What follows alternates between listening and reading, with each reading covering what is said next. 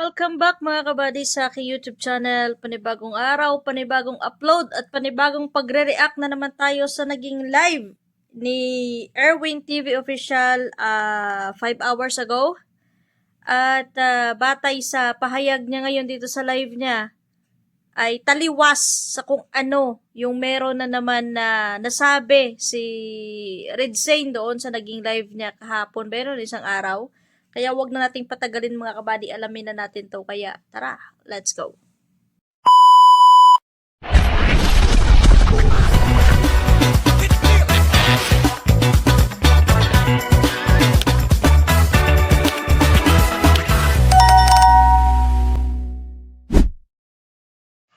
Guys, sa totoo lang, walang katotohanan talaga. Bubo at baliw na lang ang maniniwala talaga sa mga kwento mo. Saka patunayan pati nila yung kwento. Ako, aharap ako.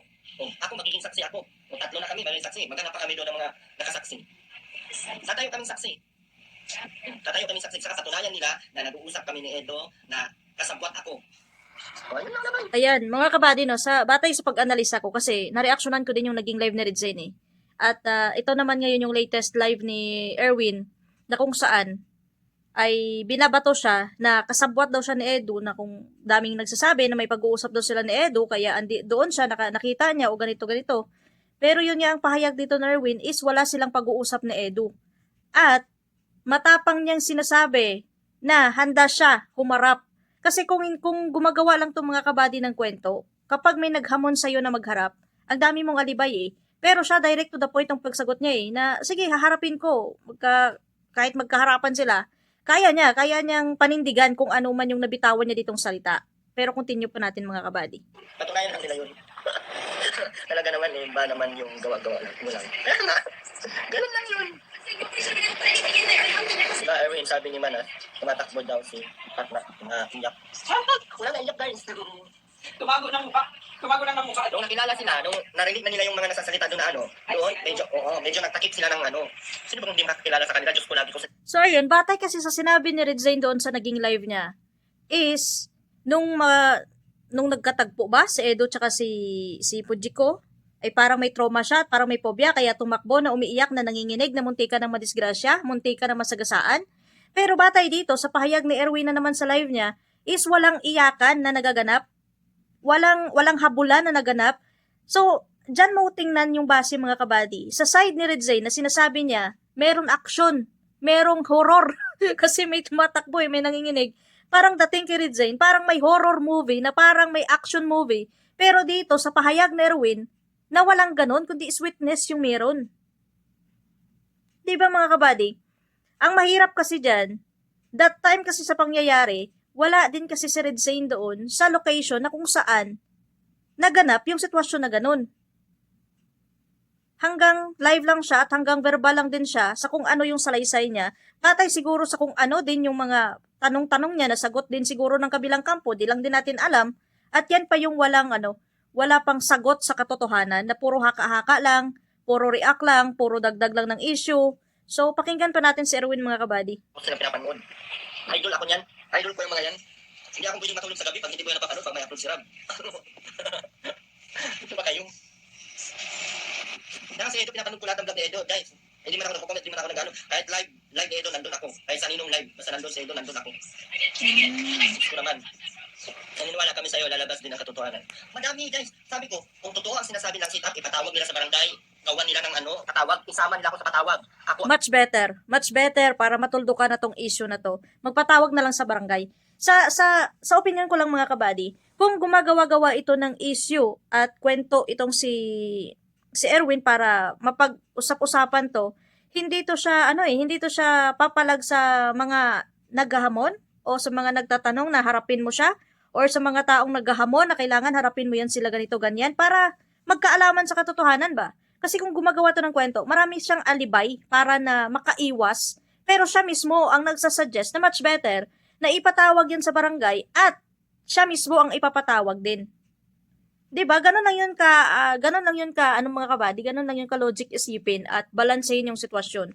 Kasi hindi mo to makukuha yung punto ni Erwin kung sa kabilang side hindi din sila nagbibigay ng pahayag nila na kung saan pwede natin kuhanan ng basihan at balansehin yung bawat sitwasyon kung saan yung pinakamalapit sa katotohanan batay sa gawa-gawang kwento? Continue natin. Ako ang tatayong saksi at madami. Alang-alang sa ikakabuti ng kupunan ba? Alang-alang sa ikakabuti ko. Mm. Kung pwede kaming magharap. At patunayan ni Rizzain, paano niya nakwento yung ganun? Nandun ba siya?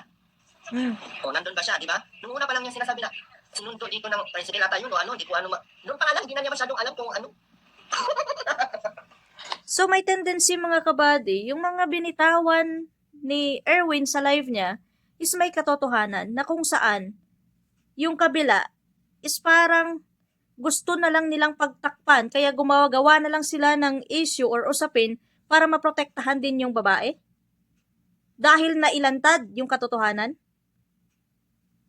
Continue natin ito mga Ako, kabady. aeroplano, bangka, ang nagsundo, hindi tricycle. Di ba, doon pa nga lang, hindi niya masyadong maituwid. Ano pa doon ang ano pa doon ang totoo? Saka kung totoong nanginginig si Beyonce, kung totoong nanginginig, kung totoong ano. Sa gilid pa lang bilang kalsada, talagang manginginig sa kung totoong maniwano. Dapat kung una pa lang nakatambay doon sa harap, dapat wala ka nanginginig na. Ay, relax man, kalmado man.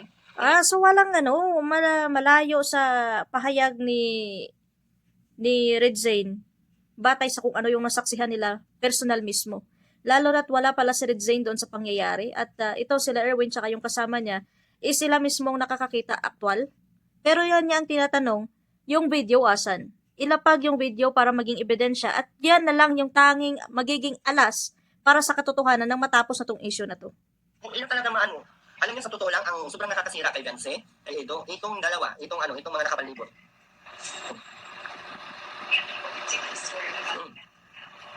Oh, yan talaga totally makakapahamak sa kay Fujiko. Kasi nga, yan yung mahirap kasi kapag nabuking ka sa katotohanan at alam mo na tagilid ka. Gagawin mo lahat para madepensahan mo lang sarili mo at madepensahan mo lang yung taong iniidolo mo dyan eh. Di ba mga kabady? Kasi, kilala naman natin sila eh. Marunong sila mag-manipulate ng tao. Marunong sila gumawa ng kasinungalingan para kaawaan at para makakuha ng simpatya ng tao. So, hindi malabo na itong si Erwin nagsasabi ng totoo. Pero yan yung kini-question natin, yung ebidensya, yung video na saan. Erwin, harapin mo si Manas. Pag may mga patawag dyan, pwede ako, walang problema, willing ako magpunta. Sabihin mo, kasi nagsalita na si Kuya Bar. Alright, mga busit. Sino yung dalawang sponsor na kasama dito? Sino ba yun yung mataba? Yan. Wala kasi, hindi kasi vlogger, hindi namin makilala. Ang kilala namin vlogger lang. Tabang babae. Saka yung resibo ko guys, sabi ko nga, sa tulala namin, sa tulala ko, imbis na vlogger ako, imbis na mag-video ako, naging fans ako. Nalimunyuhan. Kasi kung kung vlogger ako, tapos puro views, nagbibigyan na ako. Guys, saan mo kumain makikita? Ulit-ulit ang nagtatanong ko. So, ibig sabihin, wala silang na-take na video. Ulitin natin mga kabady ha, pakinggan nyo ng maigi. Wala kasi hindi kasi vlogger, hindi namin makilala. Ang kilala namin vlogger lang. Tabang babae. Saka yung resibo ko guys, sabi ko nga, sa tulala namin, sa tulala ko, imbis na vlogger ako, imbis na mag-video ako, naging fans ako. Nalimunyuhan. Kasi kung vlogger ako, tapos puro views, nagbibigyan na ako. Guys, saan mo kumain makikita? Ulit-ulit ang nagtatanong. So ibig sabihin, wala talaga siyang na-take na video. Wala siyang hawak mga kabady na video na kung saan yan yung maging ebidensya niya o maging proof. Pero kasi, doon kasi sa naging unang niyang live na yung caption niya doon is may bulong siya, is nasabi niya doon na kung pwede lang i-upload niya para na mapag-usapan at maraming reactor yung magkakaroon ng content. Pero sa pahayag niya ngayon mga kabady, kung yun yung sabi niya na hindi siya naging vlogger that time kasi na-shock siya, kaya hindi siya nakapag-video, parang nademonyo daw siya na sa sobrang gulat niya, napatulala siya at nakapagmasid na lang. So, ibig sabihin, wala talaga siyang video na na-take or wala siyang video na hawak. Ganon din ba pag-intindi niyo mga kabady? Ang tanong bakit nandun kayo? Ang tanong bakit nandun kami? Alam mo ba, ang mismong tapat ng tinambayan nila, bahay ng ito, ng jowa ni Jan Jan. Tsaka yung tindahan ng dalawa hanggang Palaray, pag ganun. Sa kanila. Pati yung bilihan ng isda namin address nandoon. Kung tanongin niyo si Madam Ritz, doon kami bumibili ng isda. Hapon, umaga. I see. So, may tendency, may laban to si Erwin. kahit na nagsalita siya na wala siyang patunay at wala siyang ebidensya na nilatag, may tendency na kapag once may imbestigahan, may makapagsabi at may makapag-witness batay sa kung ano yung inilabas sa dito sa social media. Once nakasuhan to siya, hindi naman agad-agad kaso yan mga kabady. Lalo na yung lugar pala na kung saan niya namataan yung dalawa is taga doon din pala siya. Kaya hindi malabo na hindi siya gumagawa-gawa ng kwento para lang sa views niya or para lang sa spotlight niya dito sa mga tao. So ibig sabihin may katotohanan. Kasi kahit siya mismo yung nagsasabi, di ba? Mas mabuti na ipatawag na lang sa barangay, isama ako sa pagpatawag kasi haharap ako. Diyan pa lang pero ang tanong lang dyan mga kabady, once na magkaroon ng kaso or investigasyon, may tao kayang tatayo para maging witness sa side ni Erwin? Kahit alam nilang magulo, na may tendency na madadamay sila sa gulo? Pero sa palagay ko meron Kasi isang lugar lang sila. Hindi imposible na hindi naman napapanood ng mga tao kung ano yung meron sa sitwasyon ngayon sa Kalingap between sa pamilya ni Fujiko. So may tendency na si Erwin may laban dito kapag kinasuhan to. Habang umaga kahit anong parating lahat doon tao. Doon kami nagtanong ba? Ano na kayo? Bakit ano kami? Taga doon kasi kami. Ano mong gagawa ninyo? Yata na kayo ay. So, taga doon. Yung mismo pinampayan namin. Sa amin yun. Yung sabi pala doon niya, okay na. Matigas na.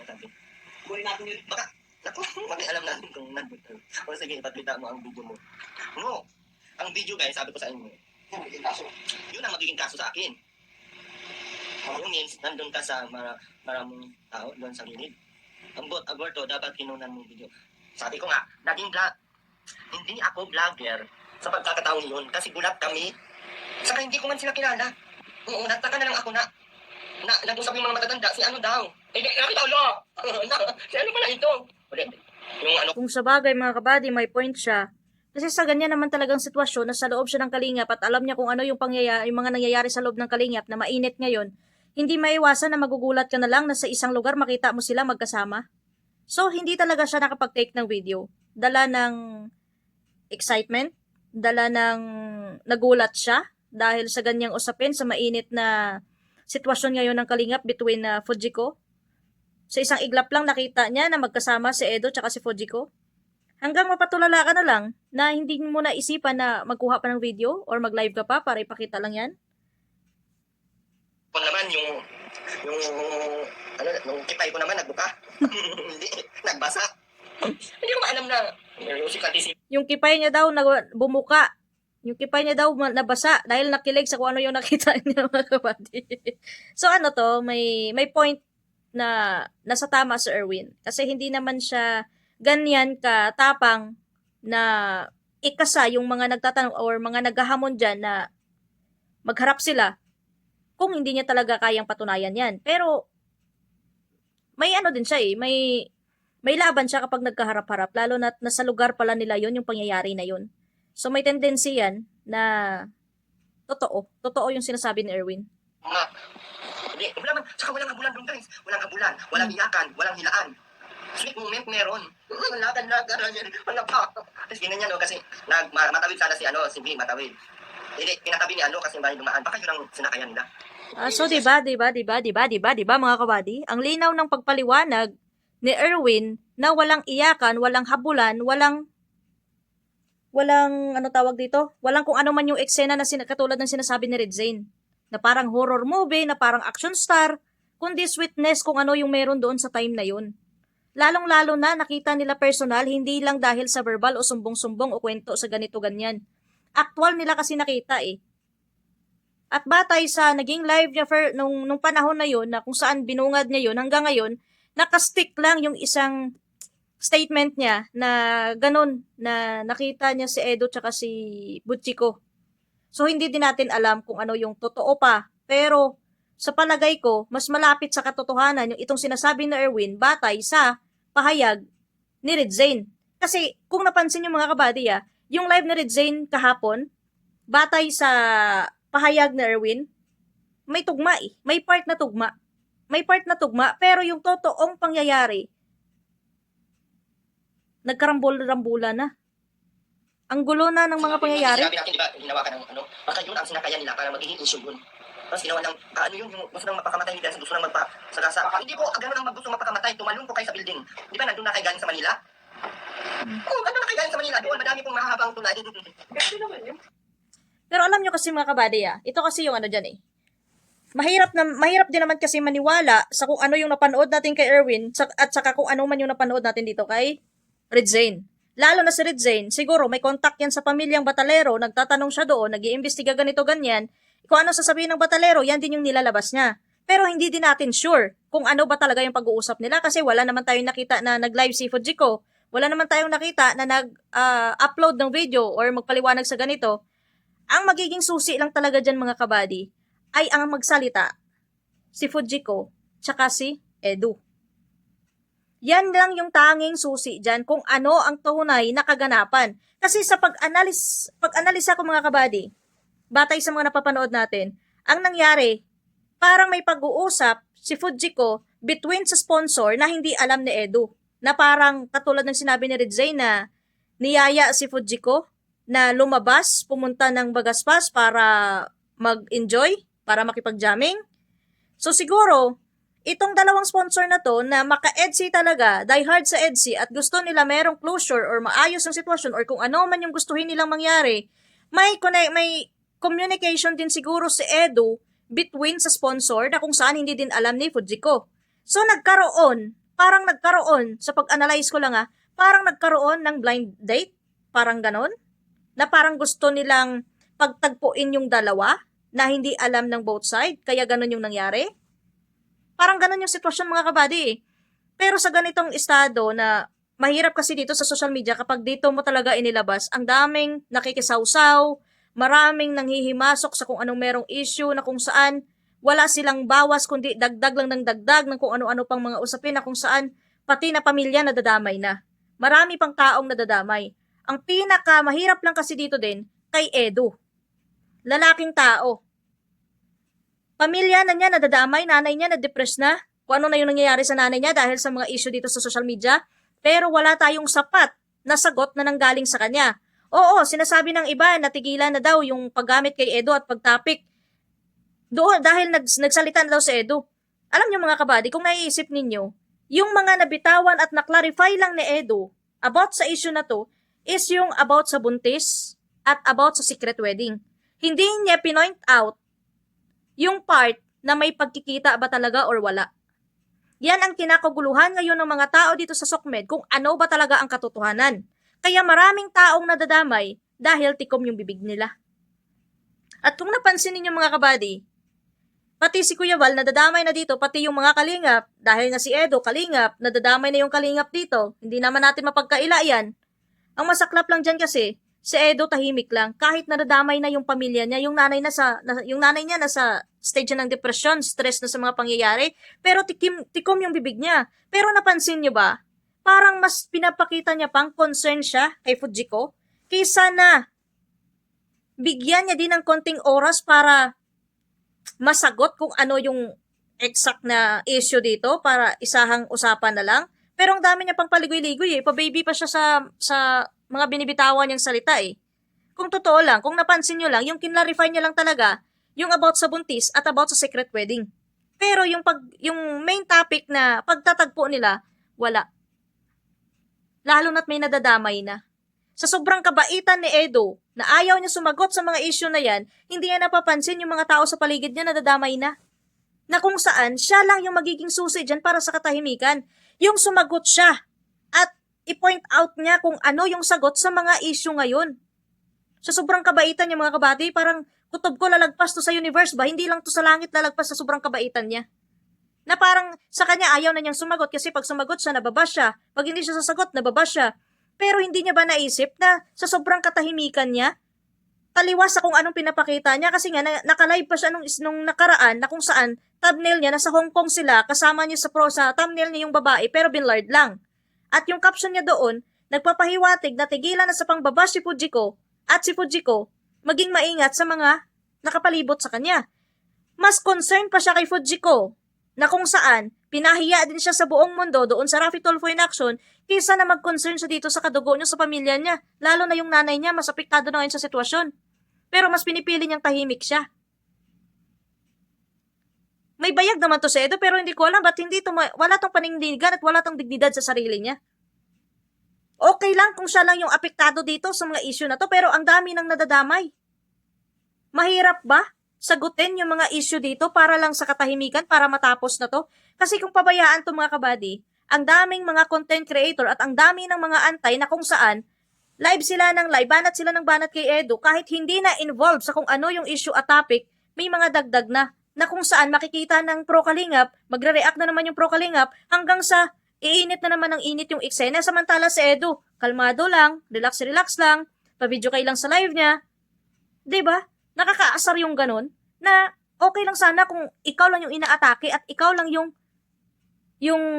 apektado dito, pero pagdating sa pamilya mo, tikom bibig ka pa din, mas pinapakita mo pa yung concern mo kay Fujiko dahil may pinagsamahan kayo, pero hindi mo naisip yung kapakanan ng pamilya mo na sarili mong kadugo yan, na kahit anong mangyari, hindi ka nila ilalaglag yan, hindi ka iiwan ng mga yan. So yan lang yung mahirap kasi dyan, kasi si Kuya Val ang napag-iinitan at si Rab. So saan yung konsensya mo, Edo? Anong klaseng tao ka? Na nakikita mo na ang dami ng taong nadadamay? Tikom bibig ka pa din? Hindi mo pa din matuldukan tong issue na to? Marami ng mga nagko-comment at mga ibang reactor na nagsasabi na baka pwede tuldukan mo na ito, wag mo nang anuhin yung kabaitan mo na yan. Lalo na't sobrang abuso ka na. Magsalita ka man o hindi, talagang ibabash ka. Pero kapag sinagot mo to, diretsahang sagot at punto por punto, tapos yung usapan. Hindi na maghakahaka yung mga tao, hindi na sila gagawa ng mga kung anong imagination nila para lang may mapag-usapan, para lang may content. Ang importante dyan, masagot mo lang kung ano yung katotohanan, wag mo nang ilihis, wag ka na magpaligoy-ligoy, direct to the point ka, Edo. Wag mong sayangin yung tiwala ng mga tao sa'yo sa panahon ngayon, lalo na't mainit na ang sitwasyon between Kalingap at sa mga antay, tapos nandito ka pa. Na kung saan, palagi yung pangalan mo nakatapik sa kung anong mga issue dito sa Kalingap. Sana makapag-isip-isip ka, yung kabaitan mo na yan, yung katahimikan mo na yan, bigyan mo na ng limitasyon, lalo na't may mga nadadamay na, yung nanay mo hindi ka naawa. Stress na, depressed pa. Nagkakasakit na yung nanay mo dahil sa mga pangyayari dito, pero ikaw, relax ka lang na parang wala lang nangyari sa'yo, patay mali siya lang sa'yo, na may mga nadadamay na. So, yun lang mga kabady, yun na yung marireaksyon na natin dito sa kay Kalingap Erwin TV Official, na matapang yung sinasagot yung mga hamon na kailangan makipagharap, kailangan niya harapin. Hindi siya nagdadalawang isip na makiharap o harapin man yung mga ganyang sitwasyon para lang mapatunayan at matapos tong issue na to. So hanggang dito na lang muna mga kabady yung ating reaction para kay Erwin. At bago tayo magtapos mga kabady, tayo magsha-shoutout muna sa mga keyboard warriors natin dyan sa comment section. Mega love shoutout kay kabady Elena Karandang. Mega love shoutout kabady kay kabady Teo Makata. Mga kabady, mga Kalingap, pakisupport po si Teo Makata, ang bagong reaktor ng Kalingap. At mega love shoutout po kay PyCM, mega love shoutout kabady kay Ibela Lapig, mega love shoutout sa iyo kay Welma Rosas, mega love shoutout kabady kay Jeanette Mangalindan, mega love shoutout kabady Ella Baroga, mega love shoutout Cecilia Visira, mega love shoutout kabady Marianel Garcia, mega love shoutout po Elena Decena, mega love shoutout Meritic Laardino, mega love shoutout kabady Linda Pitao, mega love shoutout kay kabady Porfirio Tamayo, mega love shoutout kay Normita Dos Santos, mega love shoutout kabady. Mofan Fitness, mega love shoutout kabady. Aisa Kapusan, mega love shoutout. At kay kabady Linda Dulugto, mega love shoutout. Kay kabady Walfredo Valentino, mega love shoutout kay Mr. Guapito of Canada, mega love shoutout. Kay kabady Edmond Jalina, mega love shoutout kabady. At mega love shoutout din kay kabady Juji Fred Varedva, mega love shoutout kabady. Fizzy Bonga, mega love shoutout. Alona Flores, mega love shoutout kabady. Kay Aisa Kapusan, mega love shoutout kabady.